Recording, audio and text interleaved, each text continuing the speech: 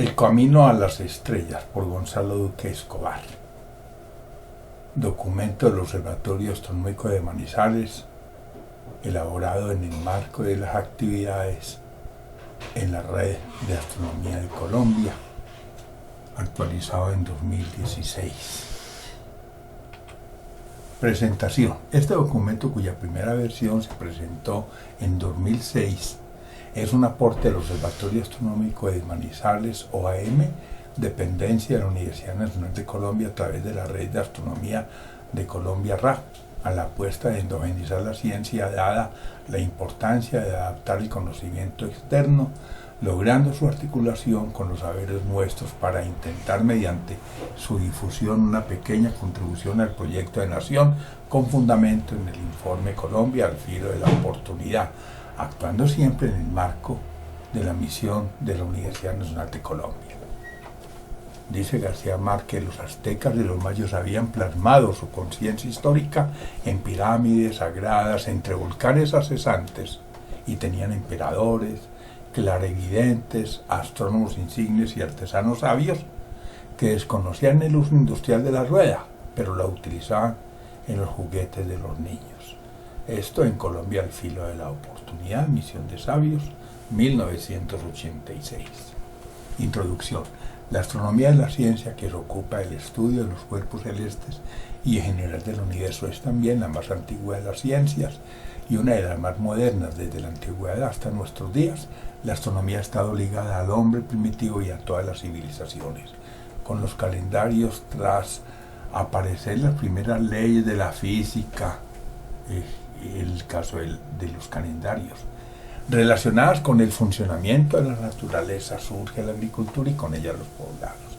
Cuando las comunidades primitivas se asientan, con los poblados también aparece la escritura y con la escritura se forjan los imperios. Si en la antigüedad para los egipcios el aspecto del cielo siempre revistía un significado mitológico y religioso, para el hombre moderno continúa el interés por desentrañar sus misterios, los de la materia, de la estructura y del origen del universo. Elementos aristotélicos. La escuela naturalista jónica de Mileto, a la cual pertenecieron Tales, Anaximander y Anaxímenes, propuso la existencia de 4 elementos: tierra, agua, aire y fuego, asociados a las 4 propiedades fundamentales de los objetos materiales observados: caliente o frío y seco o húmedo. Por ejemplo, de frío y húmedo salía el agua, de seco y caliente el fuego.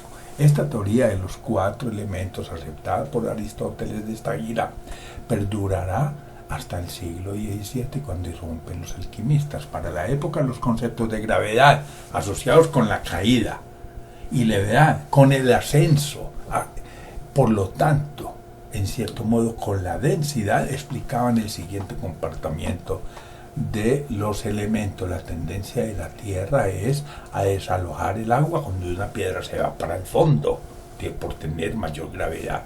A su vez, el agua desaloja el aire porque el agua tiene más gravedad que el aire, o más levedad el aire que el agua, mientras el fuego estaría siempre por encima de los 3 elementos restantes por tener más levedad que todos.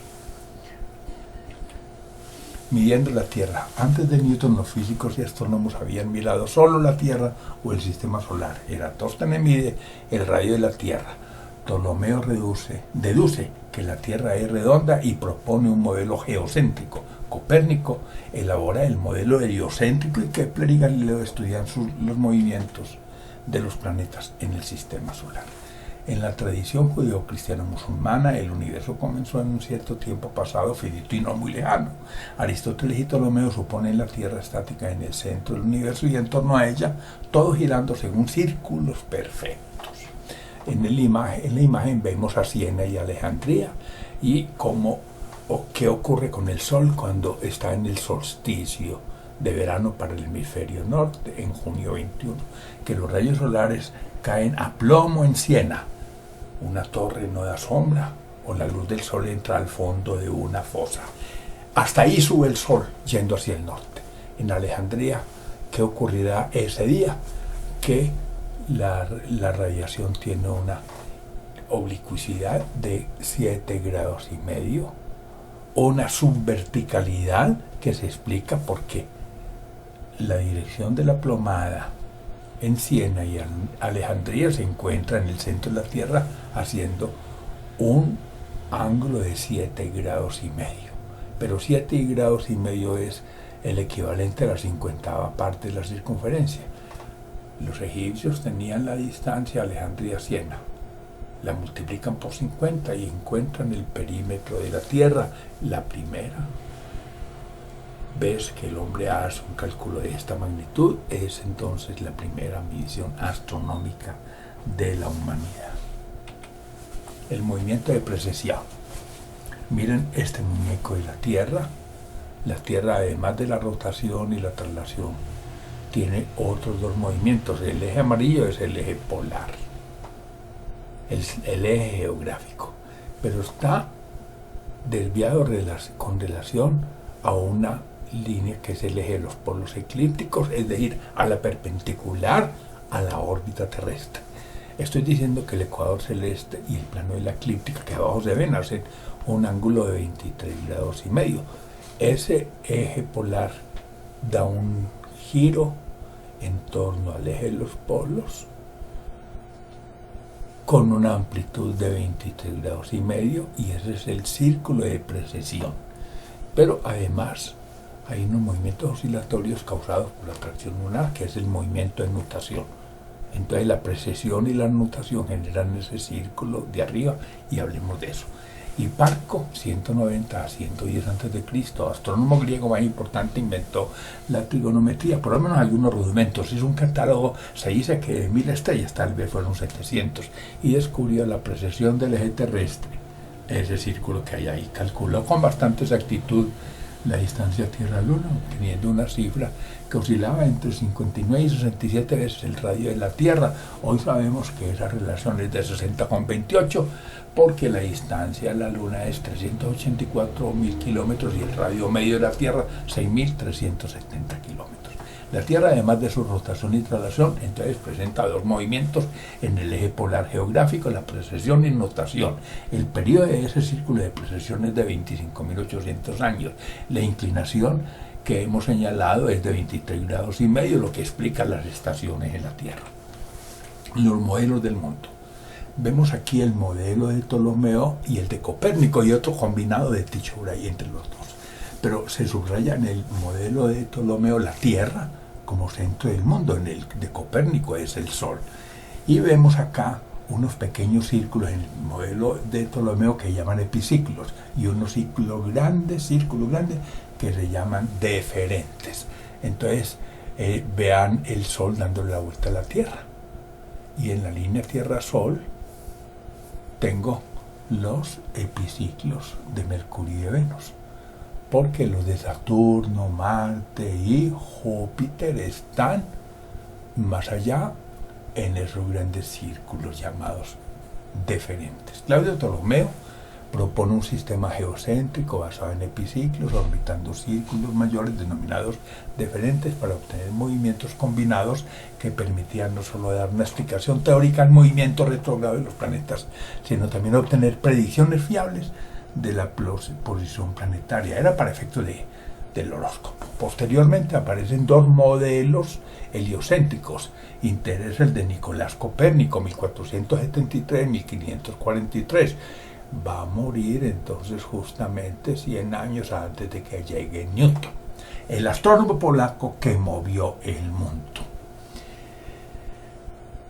Allí, ¿qué pasa con este modelo? Se muestra una posibilidad de interpretar el sistema solar en su conjunto, y no lo que ocurría con el de Claudio Ptolomeo, que era eficiente planeta por planeta, pero no era coherente manejando el conjunto. Por supuesto que el modelo de Copérnico tiene también epiciclos, es decir, las órbitas son circulares y hay epiciclos para explicar los movimientos retrógrados de los astros, que sí se explicaban también con el de Ptolomeo. Órbitas imperfectas. Johannes Kepler formula 3 leyes sobre el movimiento de los planetas en su órbita alrededor del Sol, y colabora con Tycho Brahe quien sustituye a quien sustituye como matemático y astrónomo imperial en la corte de Rodolfo II. Las leyes son: los planetas tienen movimientos elípticos alrededor del Sol, quien se ubica en uno de los focos de la órbita planetaria. Miren la figura de arriba y verá que el Sol no está en el centro de la elipse, sino en uno de sus dos focos. Segundo, las áreas barridas por el radiovector planeta-Sol son proporcionales al tiempo empleado por los planetas en recorrer el perímetro de dichas áreas. La primera imagen de arriba ilustra ese fenómeno de que el radiovector barre áreas iguales en tiempos iguales, y para hacer eso la velocidad en el perihelio tiene que ser más rápida que en el afelio, para que las figuras de las áreas entre 1 y 2 igualen al área entre 3 y 4, sabiendo que los periodos son iguales. Tercero, el cuadrado de los periodos de las órbitas de los planetas es proporcional al cubo de la distancia promedio al Sol. Es decir, se mantiene una relación que es válida cuando veo la formulita ahí debajo de las elipses, comparando los cuadrados de los periodos o de los años de los planetas con las distancias medias o los semiejes de sus mayores de sus órbitas, porque el semieje mayor equivale a la distancia media. En 1629 Kepler inventa la ciencia ficción con un cuento de un viaje a la Luna, describiendo la velocidad de escape, la ingravidez a mitad del camino y las leyes de la física, entonces considerándose él por fuera de la Tierra para describirlo. Los elementos de una órbita planetaria son 6. Aquí vemos esta figura inferior, vemos dos planos. Si miro a la derecha, por debajo está el plano llamado de la eclíptica y por encima el plano orbital. Entonces la órbita tiene una línea de intersección, el plano orbital con el de la eclíptica. La eclíptica es el de la órbita de la Tierra alrededor del Sol. Entonces esa línea de intersección es la línea de los nodos. En la parte de arriba el nodo ascendente n, abajo el nodo descendente n'. Por n sale el planeta hacia el perihelio, que está por encima de la eclíptica en este dibujo, y da la vuelta. Entonces hay un ángulo de inclinación entre los dos planos llamado I, pero hay un argumento del perihelio que es el ángulo W, dos ángulos. El tercer elemento es un ángulo llamado omega, que es la longitud de los nodos. Hay un punto en el cielo que es la referencia para medir, llamado el punto Aries o punto vernal. Entonces el ángulo omega es la distancia que hay del punto Aries al nodo ascendente. Ya son 3 ángulos, I, omega y W. Los otros elementos de la órbita son: dígame qué tan grande es la elipse, el semieje mayor. Dígame qué tan excéntrica es la excentricidad. Y dígame cuánto tarda el planeta para dar la vuelta. Esos son los 6 elementos de la órbita de un cuerpo celeste. El método científico. El pensamiento y obra de Galileo Galilei, 1564-1642, termina marcando al hombre moderno, al contribuir con bases empíricas para el método científico, empleando el razonamiento inductivo en lugar del razonamiento deductivo, mediante la prueba y la observación. La imagen de la filatelia de Paraguay es para conmemorar los 400 años de Galileo. Galileo, al hacer uso de telescopio de lente, además de descubrir las manchas solares y 4 satélites de Júpiter, Io, Calisto, Ganímedes y Europa, advertirá la naturaleza de la Vía Láctea y constatará que ciertas estrellas visibles a simple vista, como las de la constelación de Orión, son cúmulos de estrellas, una guardería de estrellas. No es que haya entendido la galaxia como galaxia, sino que esa mancha lechosa se dio cuenta que eran cúmulos y cúmulos de estrellas. A partir de Galileo se matematiza el mundo. La noción de tiempo antes discreta pasa a ser continua cuando se mide la velocidad empleando el péndulo como el reloj. Cuando yo digo el tiempo como una función discreta es en horas, en días y en meses. Cuando digo en forma continua, velocidad y aceleración, por ejemplo. gravitación universal. Fuerza igual a la constante de gravitación universal como factor de proporcionalidad para multiplicar dos masas, la masa de los dos cuerpos que se consideran la Luna y la Tierra, por ejemplo, dividido por el cuadrado de la distancia entre los centros de masa, que es la distancia Tierra-Luna. La fuerza depende entonces de las masas de los dos cuerpos que interactúan y de la distancia entre sus centros de gravedad, con esa constante que tiene un 10 a la menos 11, 6,67 por 10 a la menos 11 a la 11 es la constante de gravitación universal. Si tiene 10 a la menos 11 es una fuerza bastante tenue, pero opera a gran escala. Newton, 1643-1727, elabora una teoría gravitacional que explica el comportamiento de todos los cuerpos en el universo y el movimiento expresando espacio y tiempo como invariantes. Por supuesto que para Newton el espacio era infinito, porque no se le podía señalar un punto donde estuviera colapsando la materia en el universo. Veía el universo quieto. Si no se le puede señalar un centro de gravedad para que colapse, es porque es infinito. Y el tiempo tiene que ser infinito, porque si el espacio es infinito y está lleno por todos los lados de materia, ¿a qué hora? Pues tiene que ser infinito. Para el efecto toma lo fundamental del pensamiento que le precede así, que toma de Copérnico el modelo heliocéntrico, se olvida del modelo geocéntrico, por supuesto, de otras propuestas. De Kepler las tres leyes y las mareas, pero asociadas a la Luna y no otras propuestas diferentes. De Galileo toma la caída libre y el movimiento parabólico, de Descartes incorpora la inercia rectilínea y, por supuesto, se olvida de ese cuento de que hay un éter, porque Descartes no consideraba la fuerza a distancia. Estas son las tres leyes de Newton. La primera, la ley de la inercia, que dice que todo cuerpo preservará su estado de reposo o movimiento uniforme y rectilíneo a no ser que actúe sobre él otra fuerza que cambie el estado inicial. La segunda, la ley de la interacción y la fuerza, donde dice que el cambio de movimiento es proporcional a la fuerza motriz impresa y ocurre en la misma dirección de la línea de acción de esa fuerza que se explique. Se puede resumir dicha ley en fuerza igual a masa por aceleración. Y la tercera es la ley de acción y reacción, diciendo que a toda acción corresponde una reacción igual y contraria. La teoría de la relatividad.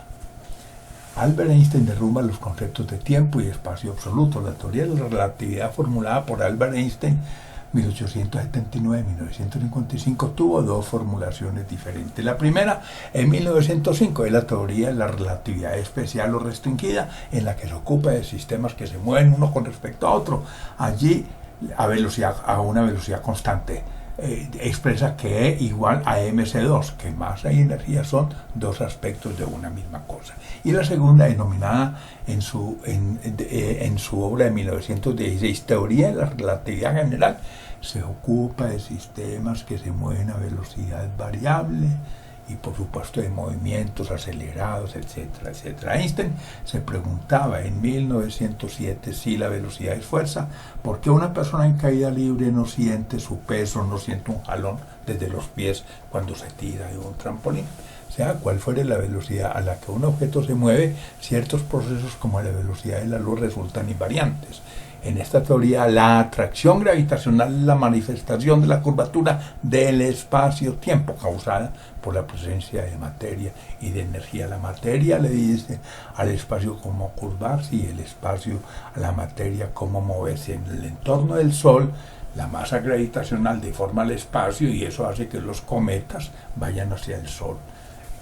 En cualquier sistema de referencia, en movimiento, el tiempo se dilata, todo se contrae en la dirección del desplazamiento y los cuerpos materiales aumentan su masa. Si usted viaja a una velocidad cercana a la de la luz, además de aumentar la masa, el tiempo se le dilata, no le fluye. La teoría de la relatividad especial generaliza la mecánica de Newton al explicar los movimientos de los cuerpos cuando estos se desplazan a velocidades cercanas a la luz. La imagen, además de mostrar a Albert Einstein está ilustrando los modelos inflacionarios del universo, tanto en la teoría estacionaria como el Big Bang. El concepto de principio cosmológico diciendo que el aspecto del universo no variaba ni en el tiempo ni en el espacio, que siempre mantenía el mismo aspecto, hace que se piense que conforme el universo va expandiéndose se mantiene la densidad. Eso supone la creación de nueva materia. Ese es el modelo estacionario. Pero el Big Bang no considera la creación de nueva materia. En la imagen inferior, conforme se expande el universo, se van separando las galaxias sin que aparezca nueva materia entre ellas. Materia y energía. Desde el punto de vista clásico, el estado físico de los cuerpos es el siguiente: sólido, líquido y gaseoso. Hoy se habla del plasma, otra forma común de la materia cuyas características propias no se dan en los sólidos, líquidos o gases, por lo que es considerado otro estado de agregación de la materia. En el estado sólido la materia tiene un volumen determinado y una forma fija. En el estado líquido tiene también volumen fijo, pero no así una forma determinada. Y en el estado gaseoso ni volumen fijo ni forma determinada. Los gases son menos densos que los sólidos y que los líquidos, y de manera muy general el contraste de densidades entre sólidos y líquidos es bajo, permitiendo afirmar que sus densidades son relativamente iguales si se comparan con los gases. El plasma es un estado fluido similar al estado gaseoso, en el que determinada proporción de partículas están cargadas eléctricamente y no poseen equilibrio electromagnético. Esto es, al estar cargadas eléctricamente, sus partículas pueden actuar como conductores eléctricos y responder a las interacciones electromagnéticas de largo alcance.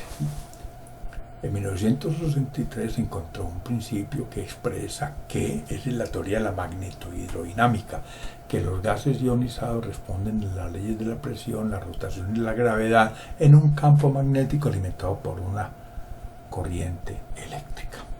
El Sol es tal vez el mejor ejemplo de plasma que podemos identificar. Cambios de estados de la materia. Cuando una sustancia en estado sólido se calienta, incrementa el estado de agitación de sus moléculas. Si se continúa calentando, la agitación molecular rompe los enlaces moleculares y el material se funde. El proceso de solidificación es contrario a la fusión. Al caer la temperatura disminuye el estado de movimiento y se recuperan las conexiones. Si la sustancia anterior sigue en estado líquido y continuamos suministrándole calor con mayor temperatura, habrá un aumento en el grado del movimiento de la molécula hasta un punto en el cual adquiere energía suficiente para escapar, alcanzando el estado gaseoso. La condensación es el proceso inverso de vaporización que se da al bajar la temperatura del gas. La sublimación es el paso directo de la materia del estado sólido al gaseoso sin pasar por el líquido, proceso que solamente ocurre en condiciones adecuadas de presión y temperatura. En la imagen, la zona perimetral externa me muestra a mí qué pasa cuando del sólido paso al líquido o del gas paso al sólido o viceversa. Bueno, por ejemplo, de sólido a líquido, fusión; de líquido a gas, vaporización; y de gas a sólido, sublimación. Lo contrario son la licuación, solidificación y sublimación inversa. La energía. Aunque la energía se define como la capacidad para realizar un trabajo, el término tiene diferentes acepciones y definiciones. En física clásica, la ley universal de conservación de la energía como fundamento del primer principio de la termodinámica señala que la energía asociada a un sistema aislado permanece constante en el tiempo. En los sistemas físicos clásicos, la suma de la energía mecánica, calorífica, electromagnética y de otros tipos de energía potencial es una constante. En la teoría de la relatividad especial, la expresión E igual a mc2 establece la equivalencia entre masa y energía. En la mecánica cuántica, aunque el valor esperado de la energía de un estado estacionario se mantiene constante, existen estados que no son propios del hamiltoniano, para los cuales la energía esperada del estado fluctúa. Se puede intercambiar de forma directa la energía química por térmica, eléctrica o radiante, tal cual lo vemos aquí en esta imagen. Observen ustedes que yo no puedo pasar de energía química y radiante a mecánica, salvo que pase por la térmica o por la eléctrica como un estado intermedio. Pero sí se puede la el intercambio directo de térmica, eléctrica, química y caliente. Potencia y trabajo. Mientras la energía es la capacidad de producir trabajo, la potencia es la velocidad en la realización del trabajo o en el uso de la energía. El trabajo es la actividad que explica la fuerza de un cuerpo para causar su desplazamiento efectivo y producirle un movimiento acelerado. La energía se mide en hercios o en julio o electrovoltios. Por ejemplo, un hercio equivale a 6,2415 por 10 a la 11 electrovoltios y un julio 10 millones de hercios. Y la fuerza se mide en dinas y newton. Por ejemplo, una dina son 10 a la menos 5 newton, o un newton equivale a 100.000 dinas. Una tortuga y una liebre de igual masa recorren la misma distancia, realizan el mismo trabajo y consumen la misma energía, pero la tortuga lo hará con menor potencia que la veloz liebre. Podemos hacer una evaluación de la energía que se consume en diferentes procesos naturales observando la siguiente escala aproximada de crecimiento exponencial. Aquí tengo un hercio, es el equivalente a una dina a lo largo de 1 centímetro. Pues 10 a la 12 hercios es un segundo de luz a la cara, 10 a la 8 hercios una cerilla encendida, 10 a la 12 hercios un deslizamiento de tierra, 10 a la 18 hercios una avalancha, 10 a la 20 hercios la primera bomba atómica o un rayo, 10 a la 24 hercios un terremoto destructor, 10 a la 28 hercios el calor que pierde la Tierra en un año, 10 a la 32 hercios es el calor recibido por la Tierra durante todo el año, 10 a la 36 hercios giro de la Tierra sobre su eje, 10 a la 40 hercios el calor del Sol en un año o una rotación de la Tierra sobre su órbita, y 10 a la 48 hercios la explosión de una supernova. Espectro electromagnético. En la imagen vemos la ventana visible. Vemos del azul al rojo, en donde podríamos hablar de 400 nanómetros a 700 nanómetros en general. Pero ahí arriba estamos viendo que hay unas frecuencias más altas por debajo del visible, como el ultravioleta, y más todavía los rayos X o los gamma. Y hay otras frecuencias más bajas por encima del visible, empezando por el infrarrojo, yendo al microondas y después a las ondas de radio. Dice, la energía radiante se transmite por ondas electromagnéticas a la velocidad de la luz. El espectro electromagnético es un contenido continuo de frecuencias en el cual se señala la longitud de onda ventana por ventana. Donde esta es corta, la frecuencia y la energía son altas, y donde es larga, la frecuencia y la energía son bajas. La luz visible ocupa la estrecha banda y las longitudes de onda en el rango entre 4 y 7,3 micrómetros. Las ondas mayores de 1 metro corresponden a la radioonda y las menores a 10 millonésimas de centímetro a los rayos gamma. Entre otras radiaciones están los rayos gamma asociados a cuantos de núcleo atómico, los rayos X provenientes de la envoltura electrónica del átomo, la radiación ultravioleta, que es fluorescente y de alta frecuencia influencia en la biología, los rayos infrarrojos típicos de la radiación calorífica y las ondas radioeléctricas como microondas, radios y televisión y radar que nosotros hacemos o utilizamos. Muchos tipos de radiación físicamente distintas son ondas electromagnéticas que solo difieren en tamaño. La radiación electromagnética tiene el doble carácter de ser onda y partícula. Triangulando la distancia de las estrellas, observemos la imagen, vemos la órbita de la Tierra en diciembre y en junio, y el Sol en el centro, y vamos a ver una estrella que está muy cerca. Entonces, al ver la estrella en E, se proyectará sobre la bóveda celeste que está en el fondo en puntos diferentes según la miremos en diciembre y en junio. Hay que ver cuánto vale el arco de bóveda celeste entre A y B, y simplemente con eso podríamos saber a qué distancia está ese astro cercano. Dice, para conocer la distancia a las estrellas cercanas aplicamos métodos de triangulación como la medida del paralaje estelar, donde se utiliza el semidiámetro de la órbita terrestre, el radio quiero decir, que vale una unidad astronómica, 150 millones de kilómetros, como base de observación. Este método tiene un alcance hasta 100 parsec, o sea, hasta la estrella polar. Supongamos una estrella cercana. Al observarla desde los extremos de un diámetro de la órbita terrestre, observaciones separadas 6 meses, la imagen de la estrella aparecerá proyectada sobre la bóveda celeste en 2 puntos distintos, A y B. Como el diámetro orbital de la Tierra se conoce, el triángulo que hacen las dos visuales, cuya base mide 2 unidades astronómicas, se puede solucionar. Quiero advertir una cosa: si es una estrella muy lejana, las dos visuales resultan paralelas, entonces no se puede hacer la operación. Cuando el arco mide 2 segundos, A y B mide 2 segundos, el ángulo alfa de la imagen vale 1 segundo de arco, y entonces la distancia del Sol a la estrella se denomina parsec. El parsec es una distancia de 3,26 años luz.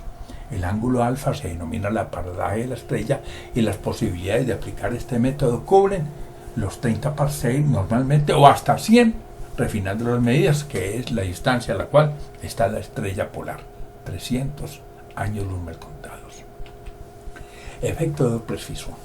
En la imagen vemos un móvil y un receptor, que es la cajita negra. Arriba el móvil acercándose relativamente a la caja negra, y a la derecha alejándose.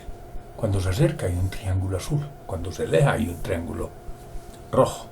En el triángulo azul hay una línea A mayor que B. En el rojo hay una línea R menor que S.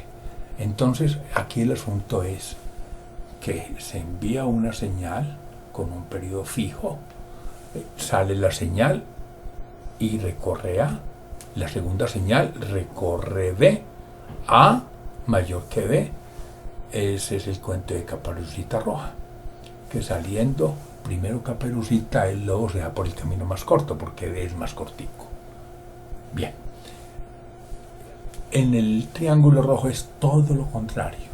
Se manda la señal, y con el mismo ritmo en que sale la frecuencia, con el mismo periodo de emisión, sale la segunda señal, que no solamente sale de segunda, sino que camina más. Y entonces la frecuencia de emisión va a dilatarse y no a contraerse como en el triángulo azul. En la mitad, los dos trayectorias son iguales. La frecuencia de emisión y de recepción son iguales. Dice, el cambio de frecuencia observada cuando la fuente que emite una frecuencia se aleja respecto al observador a una velocidad dada, está dado por una expresión matemática que ahí está. Se trata de un efecto Doppler relativista que consiste en el cambio observado en la frecuencia de la luz procedente de una fuente en movimiento relativo con respecto al observador. Dicho fenómeno difiere el efecto Doppler del sonido debido a que la velocidad de la luz es constante para cualquier observador independientemente de su estado de movimiento.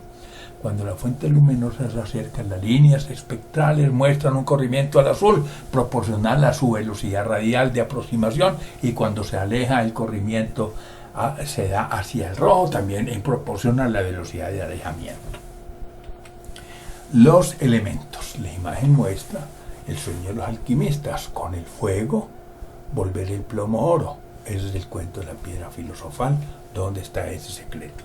Un elemento químico es un tipo de materia constituida por átomos de la misma clase. En su forma más simple posee un número determinado de protones en su núcleo. Los elementos se combinan para formar compuestos. En estado natural conocemos 92 clases de elementos, del hidrógeno al uranio. Los demás son artificiales. En nuestro ambiente solamente hay 2 líquidos, el bromo y el mercurio. Los compuestos se combinan. Los compuestos son combinaciones de átomos de elementos, y la molécula es la unidad más pequeña de cualquier compuesto. La materia entonces se compone de átomos, restos de electrones, protones y neutrones. Los átomos son la unidad más pequeña de un elemento y poseen masa y carga eléctrica. Un ion es un átomo desequilibrado por la vía de los electrones. Puede ser positiva la carga, en el caso de los cationes o negativa en el caso de los aniones. Un isótopo es una forma alterna de elementos y se produce desequilibrando un átomo por la vía de los neutrones. En el hidrógeno no hay neutrones porque no hay sino un protón, no necesitamos ayuda para mantener la cohesión del núcleo. En los átomos de elementos livianos el número de neutrones y protones es igual, pero no en los pesados. Es el caso del uranio, donde el número de neutrones es muy superior al de protones. El uranio es el 92 y el uranio 238 habría 238 protones más neutrones, pero de esos 238, 92 solamente son protones, el resto neutrones. Las partículas elementales. Estamos viendo aquí en el cuadro en la parte azul fermiones y bosones. Los fermiones son dos, leptones y quarks. Los leptones son los livianos, los quarks son los pesados. Los leptones son 6, los quarks son otros 6. Van 12. Y los bosones son otros 12 para un total de 24. Hay 8 gluones. Bueno, pero también tenemos el fotón W, Z y el gravitón. A esas 24 les podríamos añadir las 24 antipartículas. Y cada partícula tiene la antipartícula para un total de 48 partículas si las definimos por las interacciones que ellas presentan. Dice, hoy la materia y la energía son entendidas como dos aspectos de una misma cosa. El átomo, paradójicamente, es divisible. Las partículas elementales que lo constituyen todo están trazadas en los modelos actuales así. Los leptones, electrón, tau, mu y sus correspondientes neutrinos, electrónico del tau y del mu. Los quarks, arriba, abajo, cima, fondo, extraño y encantado. Y los bosones, que explican las fuerzas fundamentales, el gravitón, el fotón, el gluón y las partículas W y Z. Estas partículas elementales tienen masa excepto el fotón y el gravitón.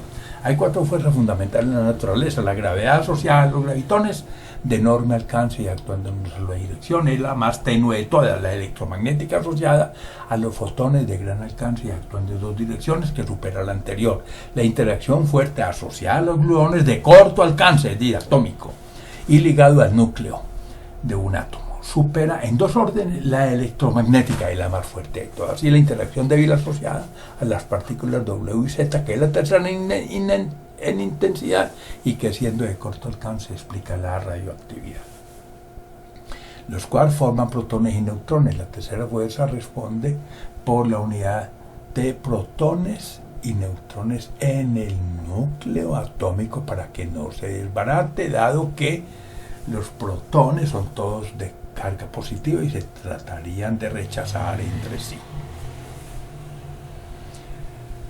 Bueno, el electrón, el protón y el neutrón tienen masa. El electrón, la carga es -1, en el protón +1, el neutrón es neutro y la masa del protón es similar al neutrón, aunque un poquito superior, y equivale a 1840 veces la masa del electrón. Estamos diciendo que en el átomo el 99,99% de la masa está en el núcleo, porque los electrones tienen muy poca masa.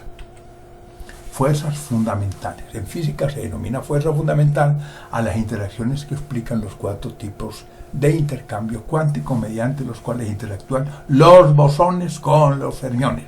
Los fermiones elementales se dividen en 2 grupos: quarks, que forman las partículas del núcleo atómico y que son capaces de experimentar interacción nuclear fuerte, y los leptones, entre los que se encuentran los electrones y otras que interactúan básicamente mediante la interacción electrodébil.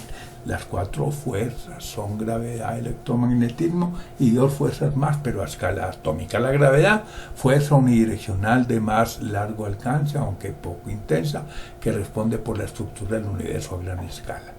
El electromagnetismo, fuerza de largo alcance con polaridad y que es la base de las reacciones químicas que unen a los átomos entre sí, gracias a las fuerzas electromagnéticas. A los electrones, por ejemplo, puede explicar el color, la resistencia de los materiales, el sonido, etc. La interacción nuclear fuerte es una fuerza de corto alcance que une neutrones y protones de importancia en los estudios de fusión y fisión nuclear, y la interacción nuclear débil es una fuerza de corto alcance que explica la unión de partículas alfa y beta de la reactividad espontánea. En intensidades como es la más o mayor es la interacción nuclear fuerte, una fuerza 100 veces superior que la fuerza electromagnética, que es la segunda. La tercera es la nuclear débil y la más débil de toda la gravedad, dado que, como lo vimos, la constante de gravitación tiene 10 a la menos 11, es una fuerza realmente tenue. En el modelo estándar la gravedad se explica por gravitones, el electromagnetismo por fotones, la interacción fuerte por gluones y la débil por los bosones W y Z. En el tiempo y después del Big Bang, a la 10 a la menos 43 segundos, la gravedad es la primera fuerza que surge, a la 10 a la menos 35 segundos se separa la fuerza nuclear fuerte y a la 10 a la menos 10 segundos ya se separan finalmente las últimas fuerzas electromagnética y nuclear débil. Eso a partir del Big Bang, ¿no? Las estrellas. Una estrella es una esfera de plasma que presenta equilibrio cuasi estático de fuerzas. De un lado, la fuerza de gravedad que empuja la materia hacia el colapso de la estrella, hacia adentro, y del otro, la presión del horno termonuclear que hace que el gas trate de expandirse hacia afuera. Dada la masa de gas, al no experimentar expansión ni contracción de su masa, el sistema adopta la forma esférica. Las masas estelares varían entre 8 centésimas de la masa solar y 120 a 200 masas solares, según el contenido metálico. El índice de metalicidad del Sol, que es el cociente entre cantidad de hierro y cantidad de hidrógeno, es 0. Los astros de menor masa se denominan enanas marronas, mientras que los de masa superior a lo señalado resultan inestables al superar el límite de Eddington. El límite de Eddington es la máxima luminosidad que puede pasar a través de una capa de gas en equilibrio hidrostático. Esto depende de la masa estelar y está en su índice de metalicidad. En la imagen vemos entonces la estructura convectiva de una estrella. Arriba, observen ustedes, hay un movimiento convectivo no más. En la última, que es más de 1,5 masas metálicas, vemos que el movimiento convectivo está solamente en el núcleo, hacia afuera hay radiación.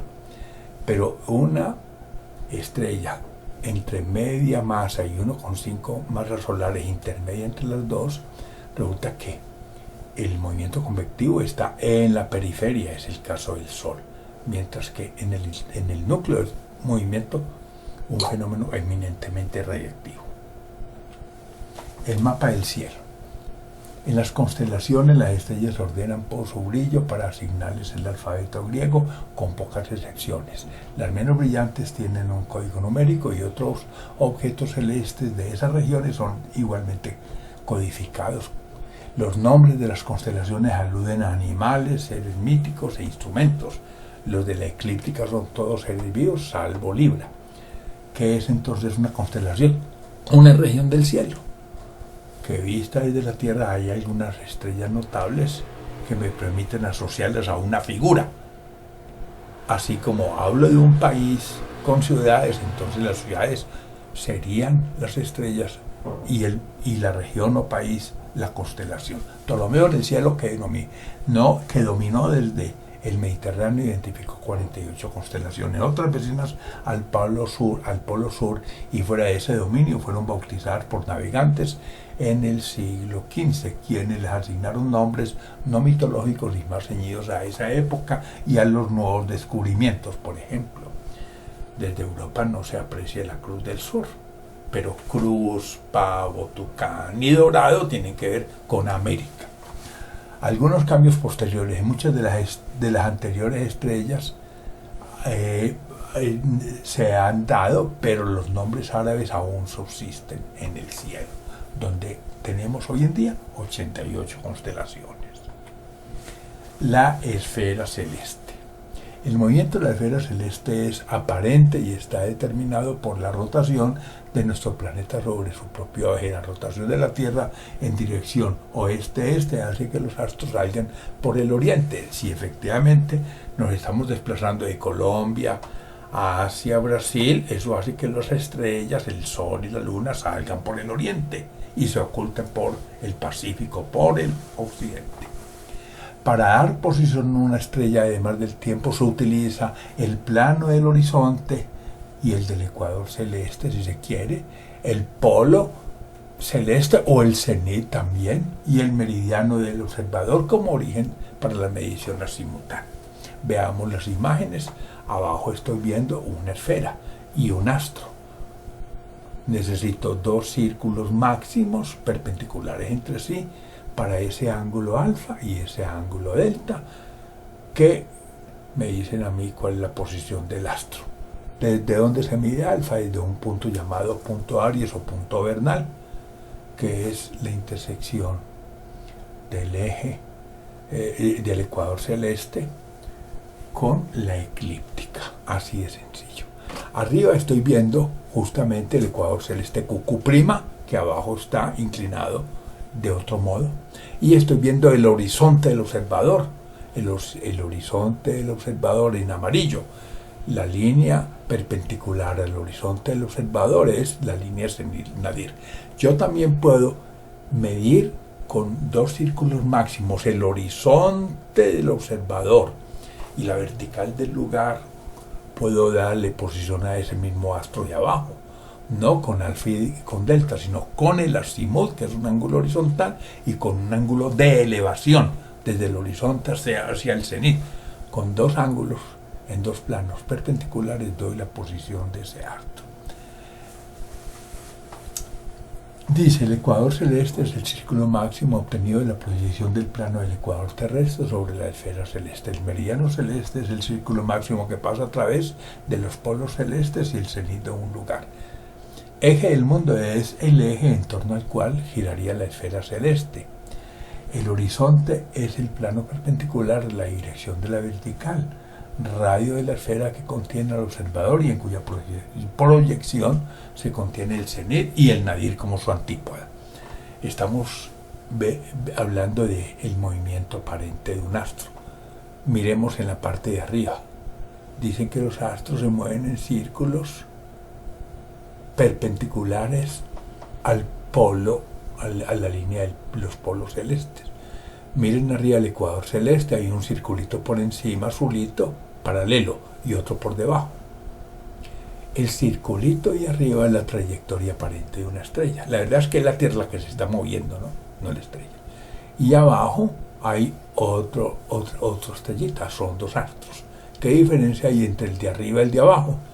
Que para el observador el cenit está hacia arriba, entonces la estrella que está cercana al polo norte celeste es visible todo el tiempo, mientras que la estrella que está hacia el nadir no será visible porque no sale por encima del horizonte.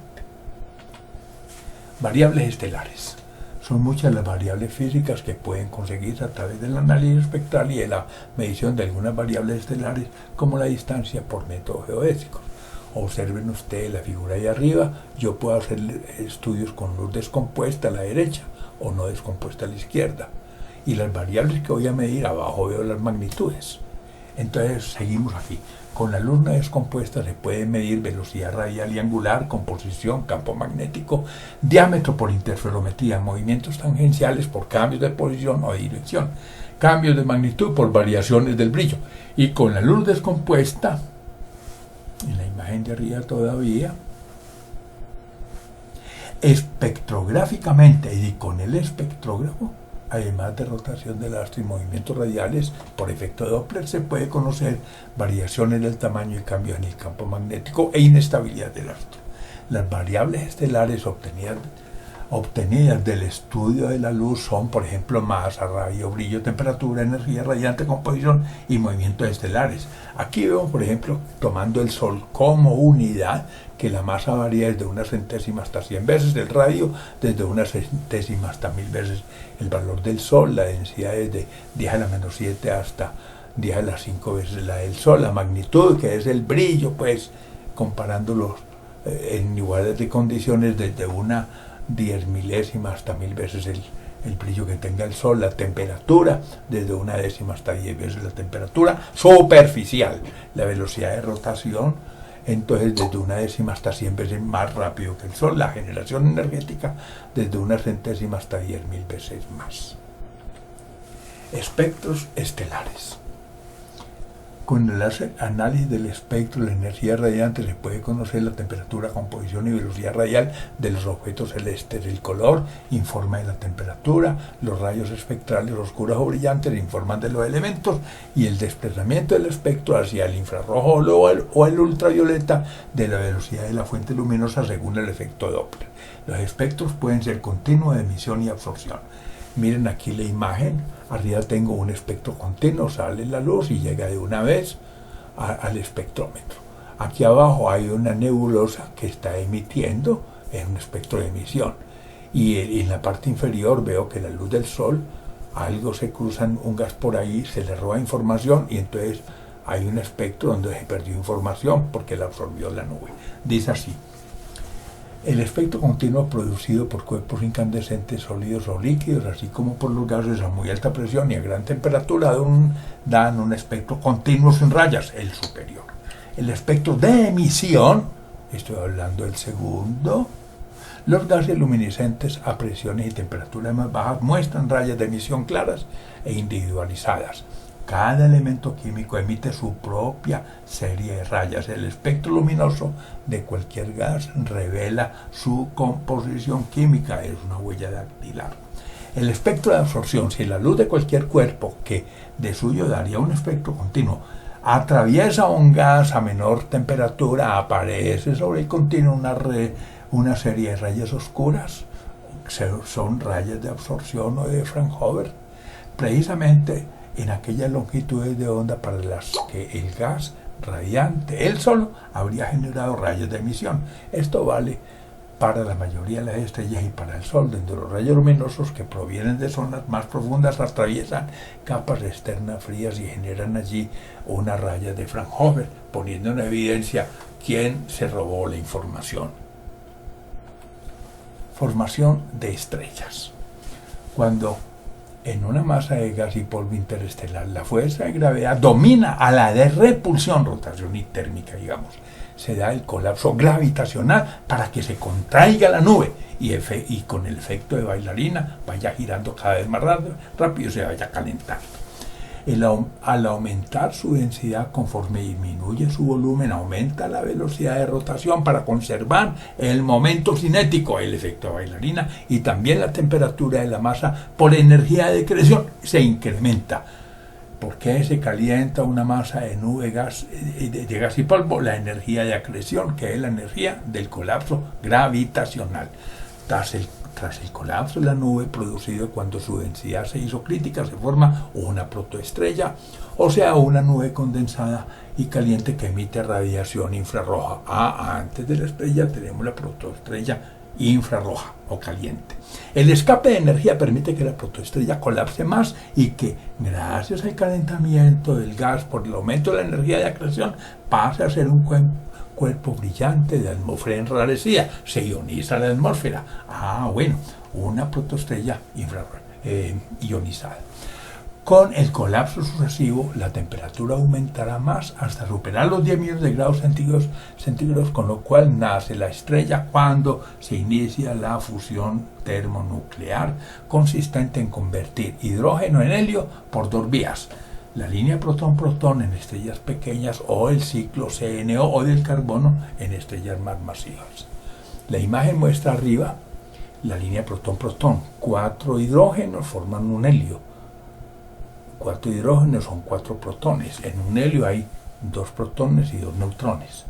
Pero como el protón es un poquito mayor en masa que el neutrón, va a sobrar un poquito de masa, que por la fórmula E igual a mc2 se vuelve energía.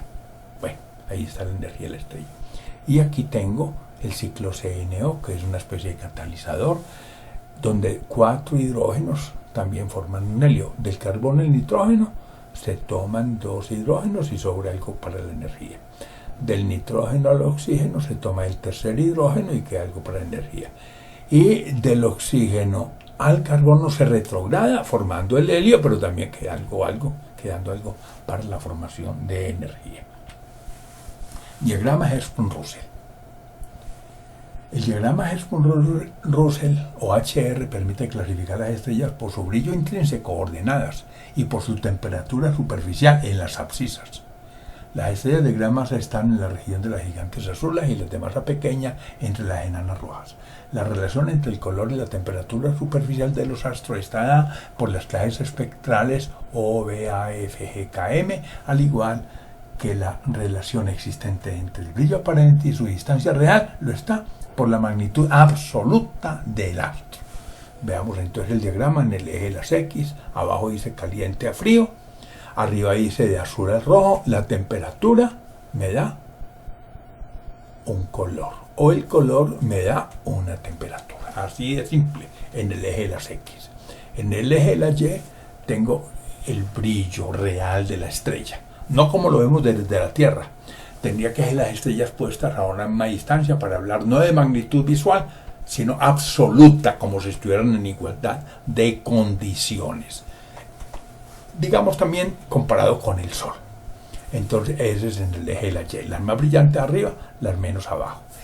Si cojo todas las estrellas del cielo, que son más o menos 2600 a ojo, y las pongo en esa nube, voy a encontrar que la mayoría, el 90% de los punticos queda en esa diagonal principal llena de puntos. Eso se llama la secuencia principal. Y como todas tienen sus excepciones, van a quedar unas arriba como gigantes a un lado de la diagonal, otras como enanas al otro lado de la diagonal. Si cojo la historia del Sol, el Sol empezó como una protoestrella, primero caliente y después infrarroja, en uno, y se fue a la secuencia principal, esa diagonal, donde lo que hace es transformar el hidrógeno en helio. Cuando se le acaba el combustible, el Sol se va a volver una gigante roja, pasa a 3. Y allá, seguramente, cada que se reencienda el horno, si eso va a ocurrir, se forma una estrella nueva, quedando una nebulosa planetaria, y lo que ocurre con estrellas así como el Sol. Hasta que pierde masa, pierde esa envoltura, y va a quedar una estrella blanca. Entonces el Sol pasará a la fase de enanas blancas.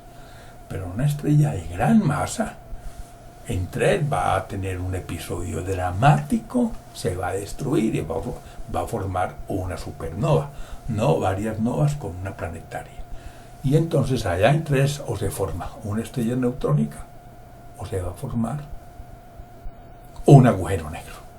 Digamos que con este diagrama, sabiendo dónde están las estrellas, conozco el estado de evolución y podría decir entonces que las estrellas de más masa son más brillantes. Podría decir que las estrellas de más masa que son más brillantes, aunque tengan más combustible, duran menos. Estoy diciendo entonces que en el diagrama, en la secuencia principal, es más intensa o más frecuente la presencia de estrellas abajo y son más escasas hacia arriba, hacia el terreno de las gigantes azules. Así de simple. También hay que decir que en cada clase espectral O, B, A, F hay 10 subclases, desde la A0 hasta la A9. Por ejemplo, el Sol es G2, así de sencillo. Eso tiene sus escalas precisas para tener con mayor precisión la temperatura. Dice, el diagrama permite entonces clasificar así las estrellas. La primera etapa en la vida de una estrella se da en la secuencia principal, cuando el astro fusiona hidrógeno en helio en dicha región ubicada sobre la diagonal dependiente negativa del diagrama. Transcurre la mayor parte de su vida. ¿Cómo lo sabemos? El 90% de las estrellas que uno pinta y las lleva al diagrama, ahí queda. La siguiente etapa será la de gigante roja. En ella la estrella fusionará primero el helio en carbono y oxígeno, perdiendo masa en cada reencendida del horno termonuclear, fruto de ondas de choque en forma de novas que forman una nebulosa planetaria. No obstante, en las estrellas masivas, estos fenómenos formarán estos elementos formarán otros más pesados hasta el hierro, en una fase que de alcanzarse producirá una supernova, en cuya onda de choque que destruye el astro se forman elementos más pesados que el hierro. En estrellas de masa pequeña, después de la nebulosa planetaria habiendo perdido como gigante roja su envoltura, se convertirá en enana blanca. Entre tanto, las estrellas de gran masa, después de llegar a la fase última, en la que el hierro absorbe energía para fisionarse en helio, liberándola y terminar en forma de supernova, queda una estrella neutrónica o un agujero negro, dependiendo de la masa final del astro. La nucleosíntesis estelar. Este diagrama es el diagrama de nucleosíntesis. Abajo tengo la temperatura en millones de grados centígrados, más de 10 millones. Ahí hay una reacción bien importante. Después cerca de 100 millones, hay otro proceso. Por allá, antes de 1000 millones de grados, digamos 700, 800, no sé, hay otras reacciones. Y por allá más arriba, antes de los 10.000, el hierro, hay una línea que baja, es la fisión. Dice así. Bueno, en el eje de la Y tengo la energía en megaelectronvoltios por nucleón. Mientras que en el eje de la X es la temperatura del núcleo. Ahí tengo la energía por nucleón que se demanda para cada proceso de nucleosíntesis. Dice así, en la fase gigante roja, conforme se agote el combustible interior de la estrella, se perderá el soporte del horno termonuclear. Tras cada colapso, se dará un aumento súbito de la temperatura, acompañado de una onda de choque en forma de nova que afectará la envoltura de la estrella, haciéndole perder más al tiempo que con el colapso. Al incrementarse la temperatura, se reenciende el núcleo para que las cenizas del proceso precedente entren como nuevo combustible. La escala de reacciones hacia elementos más pesados son neón, magnesio, silicio, azufre, calcio, titanio, vanadio, cromo, manganeso, hierro. Cierra en el hierro entonces. Cuando en el interior de una estrella el balance de energía de acreción y de presión termonuclear creen condiciones favorables para un incremento de temperatura hasta 100 millones de grados centígrados, se formará carbono a partir de helio y por el proceso triple alfa. Y posteriormente, por la misma razón, se podrán formar oxígeno, neón y posiblemente magnesio.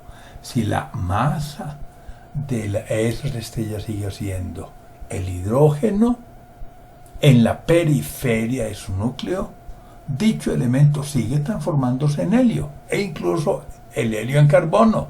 La fusión de neón solo se alcanza en estrellas de 5 a 7 masas solares.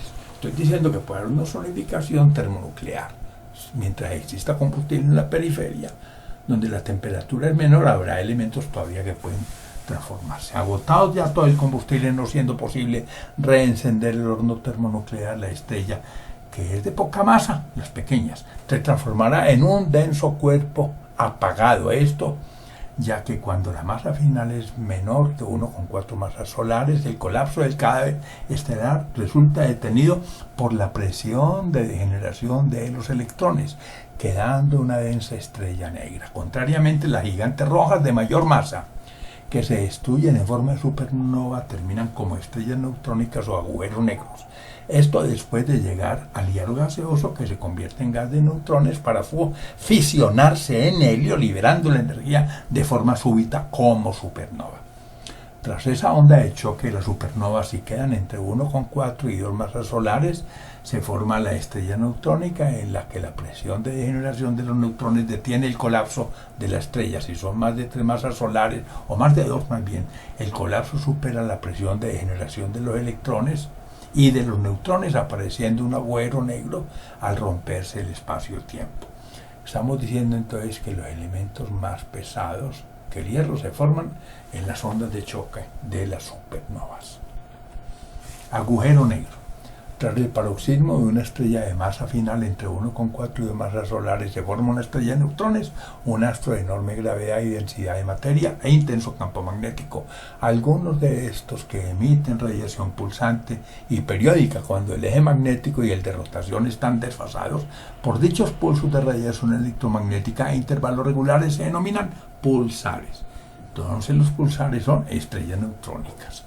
Cuando la masa final de un cadáver estelar supera las dos masas solares, el colapso de la estrella no puede ser detenido por las presiones de generación de electrones y neutrones, se rompe el espacio-tiempo y aparece el agujero negro. Aquí estamos viendo en estos dos esquemas, en el primero, a la izquierda, el pulsar. Vean ustedes el eje magnético, vean el campo y el eje de rotación desfasado. Cha, cha, cha. Bueno, así de sencillo. El colapso gravitacional comprime el espacio-tiempo y con él la masa hasta formar un punto de densidad infinita y volumen cero, denominado singularidad, una región en la que se vienen abajo las leyes normales de la física y en las que el concepto de tiempo pierde sentido. Veamos la imagen de la derecha de la singularidad abajo. Esto es en dos dimensiones, por supuesto. Hay un límite, el radio del agujero negro es el horizonte de sucesos hasta allá. Eso está en dos dimensiones, eso es tridimensional, pero hay una región por fuera del horizonte de sucesos llamada ergósfera. Ahí algo pasa, como una transición entre el espacio-tiempo normal que está más afuera y adentro del agujero negro. Dice, el colapso gravitacional comprime el espacio-tiempo y con él la masa hasta formar un punto de densidad infinita y volumen cero denominado singularidad de una región en la que se vienen abajo las leyes normales de la física y en las que el concepto de tiempo pierde sentido. Tal singularidad está rodeada de enormes fuerzas gravitatorias. La atracción gravitatoria impide que la luz salga de un cierto entorno denominado horizonte de sucesos. Además, la materia que se aproxima demasiado es atraída y queda atrapada, incluso por fuera de ese horizonte, en una región denominada ergósfera, de donde podrá salir la luz. No sale un planeta ni la masa. No obstante, debido a efectos cuánticos, los agujeros negros irradian. El mundo de las galaxias.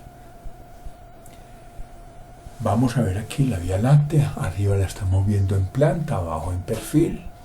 En perfil veo una cosa redonda, esférica, formada por cúmulos globulares, que son las estructuras viejas de la galaxia, estrellas pequeñas, pero duran tanto.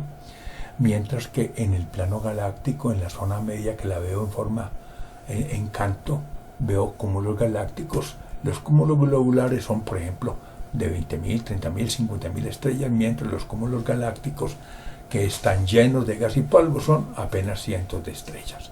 Pero también, además de la galaxia, abajo veo unas galaxias satélites, como la Luna para la Tierra, que no tienen forma, como si lo tiene la Vía Láctea, que tiene forma espiral. Estas abajo, las nubes mayores y menores, son galaxias irregulares. Arriba estoy viendo la galaxia de nosotros, la ubicación del Sol. El Sol está en el plano medio, pero también está en el tercer brazo espiral, que es el de Orión, en medio de Perseo y Sagitario. Dice así: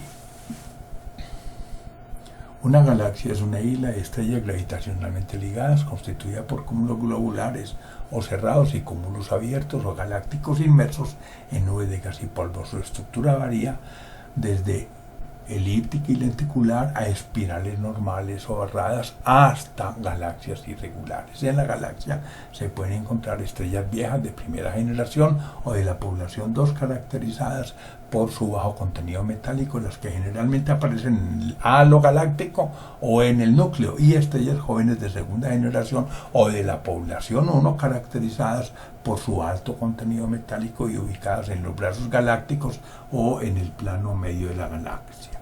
Nuestra galaxia es la Vía Láctea, la que está ahí en la imagen, una espiral de 100.000 años luz de diámetro y 100.000 millones de estrellas, con 3 brazos espirales y el Sol ubicado en el de Orión a 30.000 años luz del centro galáctico. Podemos identificar algunas estructuras de nuestra galaxia, como el halo galáctico conformado por cúmulos globulares orbitando el núcleo galáctico en diferentes direcciones, y el plano medio galáctico con sus brazos espirales nutridos de cúmulos abiertos y en medio de gas y polvo para conformar el disco galáctico, cuya rotación es normal al eje del sistema. También se aprecian las 2 nubes de Magallanes, 2 galaxias irregulares satélites de la Vía Láctea ubicadas a 160.000 y a 190.000 años luz de nosotros. El universo en expansión. El universo se expande arrastrando las galaxias independientemente del movimiento propio que tengan. No obstante, por el fenómeno relativista, los cuerpos más lejanos parecen alejarse a velocidades cada vez mayores, puesto que ellos acumulan los desplazamientos del espacio correspondiente a los cuerpos celestes intermedios. Eso es lo que llama expansión relativista. Veamos en la imagen de arriba la expansión relativista. Tengo tiempo hacia abajo y horizontalmente espacio. Entonces las curvas en espacio-tiempo son velocidades. La línea roja es una velocidad muy alta, por lo tendida. Mientras que A es la posición de nosotros, velocidad cero, porque a lo largo del tiempo no cambia el espacio. La galaxia B va un poquito más rápido, C se aleja a mayor distancia, acumuló lo anterior, D acumula los desplazamientos de B, C y D, hasta que finalmente G viaja a la velocidad de la luz. Como se dice que nada viaja más allá de la velocidad de la luz, la línea roja es la frontera del universo observable. Cuando cuantificamos el universo es el universo observable y no las galaxias que están más allá de. El tejido de expansión del universo viajará a una velocidad cercana a la luz, más allá todo viajará a esa velocidad cuyo valor es un límite físico y de esa región no nos llegará ningún tipo de información. El universo observable, cuyo radio se aproxima a 15.000 millones de años luz, tendría una densidad de 10 a la menos 25 gramos por centímetro cúbico, un volumen de 10 a la 78 metros cúbicos y una masa de 10 a la 52 kilogramos, equivalente a 80 nucleones. La edad del universo estará dada por el inverso de la constante Hubble, H. Esta constante H es delta lambda dividido por lambda igual a velocidad de recesión dividido por la velocidad de la luz, siendo lambda la frecuencia de la raya espectral original y lambda, delta lambda el corrimiento de la raya, C la velocidad de la luz y B la velocidad de recesión. Veamos la imagen de abajo. Tengo ahí tres universos: el universo abierto, el universo plano y el universo cerrado. El universo plano es la línea recta que aparece en medio de otras dos líneas curvas, la de arriba, la del universo abierto, y la de abajo, la del universo cerrado. Y veo hoy, ¿dónde estamos en el tiempo hoy? Y el origen del universo pudo haber sido en A, si el universo fuera plano. Si es abierto, fue en C. Si es cerrado, en B. Por lo tanto, la antigüedad del universo, así esté muy cerca de A, depende de si el universo es cerrado, sería más joven, o si es abierto, que sería más antiguo. Para ser cerrado se necesita tener una cantidad de masa suficiente para controlar la expansión. Para ser abierto, que la densidad sea tan baja que el Big Bang no haya forma de detenerlo. El universo plano es un límite. Sabemos que estamos cerca de él, es una condición límite. Dice así: si H igual a 65 kilómetros por segundo por megaparsec, donde la velocidad alcanza el límite de la luz, esa es la velocidad de recesión de las galaxias, tendríamos entonces 300.000 kilómetros por segundo igual a 65 kilómetros por segundo, que es la velocidad de recesión por megaparsec, y por el radio del universo despejemos el radio del universo, que es lo que nos interesa para saber su edad, y entonces el radio es igual a 300.000 por 65 por 10 a la 6 por 3 a la 26 años luz, igual a 15.000 millones de años luz, si el universo fuera plano. Así en general, eso por lo menos para el valor que hay medido de la velocidad de recesión del universo. Esto es cuestionable, por supuesto. Materia oscura y energía oscura. Vamos a ver por qué es cuestionable. Dice, cuando se estima que el universo se constituye en un 73% por energía oscura, 23% por materia másica oscura y solo 4% por materia bariónica o en forma de átomos, que es lo que me da lo que acabamos de ver, de conocer esa materia oscura que se rastrea tanto en laboratorios desde el espacio como en complejos subterráneos. La astronomía podría dar origen a una revolución comparable a la del tránsito del medioevo al renacimiento en tiempos de Copérnico. el astrónomo polaco que sustituye el modelo geocéntrico de Ptolomeo por uno heliocéntrico y no con la Tierra como centro del universo. Primero, la hipotética existencia de una materia oscura que no emite radiación alguna fue inferida de las observaciones fundamentales del astrónomo estadounidense Vera Rubin, 1928 a 2016, de la medición de la rotación anómala de las estrellas dentro de una galaxia, ya que si en el sistema solar, según las leyes de Newton y Kepler, la velocidad de rotación planetaria decrece conforme aumenta la distancia al Sol, como centro de masa en las galaxias se mantiene. Si sabemos que cerca del Sol Mercurio anda muy rápido porque el espacio está muy deformado, y lejos de él Plutón anda muy despacio porque el espacio no está deformado y se saldría. Pero en la galaxia, en la periferia, se mueven tan rápido como en el núcleo, anunciando que hay una materia que hace que eso tenga que funcionar así, pero no la vemos. Y segundo, desde principios del 2000 se propone la existencia de una energía oscura uniforme que, al ejercer una presión negativa en el espacio-tiempo similar a la de la constante cosmológica, explicaría la actual expansión acelerada del universo. Miren arriba, en vez de salir del Big Bang, el universo como un cono plano, digamos así, se va abriendo, mostrando que se está acelerando. ¿Quién lo acelera? La energía oscura está explicando la expansión acelerada del universo. En suma, solo sabemos que la materia oscura, que se infiere también del efecto de lentes gravitacionales y que no son neutrinos, ni átomos, ni materia oscura convencional, al igual que la energía oscura, todavía son un gran misterio.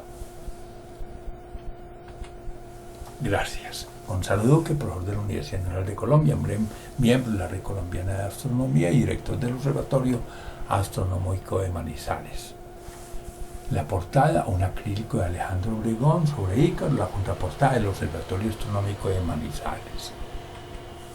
Fuentes utilizadas, varias, aquí tengo documentos sobre Albert Einstein, astrofísica, astronomía en Colombia, calentamiento global, 100 años del universo relativista, ciencias aeroespaciales, tecnología, emprendimiento, cifras para el arco de ciencia y tecnología en Colombia, la circular de la Red Colombiana de Astronomía, Colombia, al filo de la oportunidad, documentos sobre cosmología, cultura y astronomía, el bosón de Higgs, el diagrama Hertzsprung-Russell, el diagrama de las estrellas, educar en ciencia y en arte para la paz, el universo acelerado, elementos de astrofísica, el universo del vocablo, el universo, su principio y su fin, epistemología y filosofía de la ciencia, gestión del riesgo natural, en el caso de Colombia, la guía astronómica, Isaac Newton, y ya 2009 invita a descubrir el universo desde Colombia, astronomía en Colombia, perfil histórico, la constante cosmológica, la luna, notas sobre ciencia, cultura y educación, la teoría de la relatividad, las galaxias, las estrellas, los albores de la civilización, manual de geología, materia y energía, 1000 libros y capítulos de libro, modelo académico administrativo del planetario, astronomía de Nicholson, la exploración del espacio, Newton, procesos para una astronomía que le aporte Colombia, que es el universo, reflexiones en los 10 años de Zamoga, 6 diálogos con el territorio, sistema solar, sol, clima, calentamiento global, Stephen Hawking, temas de ciencia, tecnología e innovación, tiempo y calendarios, teorías cosmológicas, tierra solar. Y hasta aquí hemos terminado. Gracias.